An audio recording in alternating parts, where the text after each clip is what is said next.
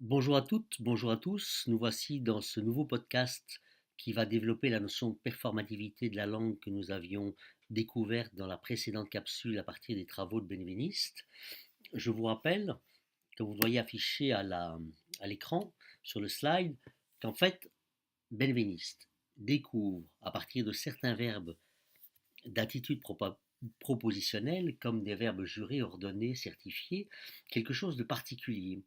Non seulement ce sont des verbes qui manifestent dans la langue la présence réelle de la personne qui parle, de ses intentions, mais en plus, ce sont des verbes qui, prononcés à la première personne du singulier, ont pour effet de transformer d'une certaine façon la réalité, puisqu'effectivement, quand je vous dis je te jure que ce document est authentique, par le fait que je le jure, ce document devient pour vous réellement authentique. Alors, transparence suivante, je vais vous montrer une situation.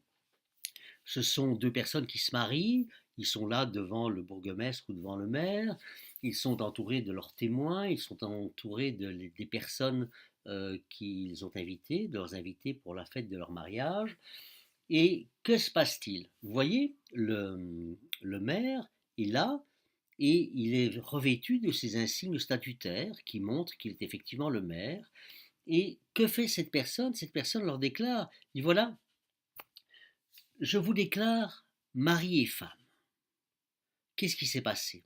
Par le fait même que le maire a déclaré aux deux époux, aux deux personnes qui se sont présentées devant lui, par le fait qu'il les a déclarés mari et femme, il se fait que ces deux personnes sont unies par les liens du mariage.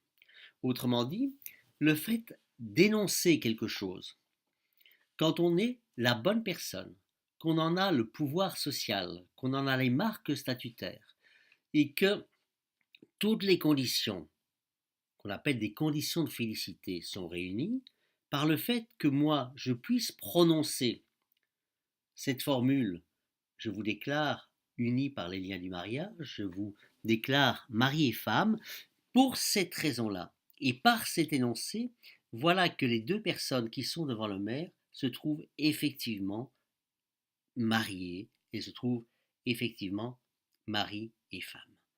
Et ça, c'est un pouvoir extraordinaire de la langue.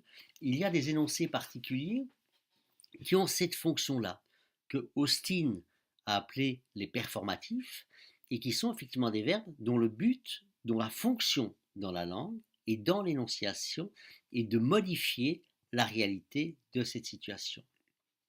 Quand un président de séance, à la Chambre, au Parlement, dans une réunion, dans un comité, quand le président désigné en tant que président dit la séance est ouverte, par le fait qu'il déclare la séance ouverte, la séance est effectivement ouverte.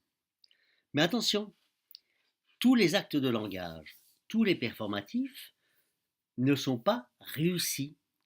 Il faut ces conditions, ces fameuses conditions de félicité.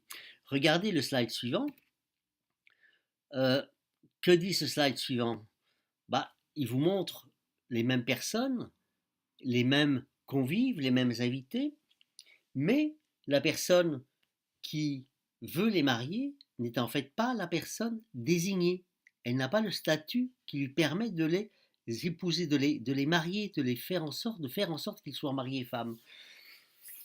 C'est quelqu'un comme vous et moi, qui ne sommes pas mères, qui ne sommes pas bourgmestres, et donc si moi je me présente devant ces deux personnes et je leur dis je vous déclare mari et femme, eh bien l'acte de langage ne sera pas réussi, son effet n'aura pas lieu.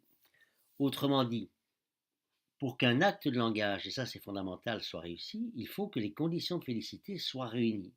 Il faut que ces conditions soient adéquates, à la situation.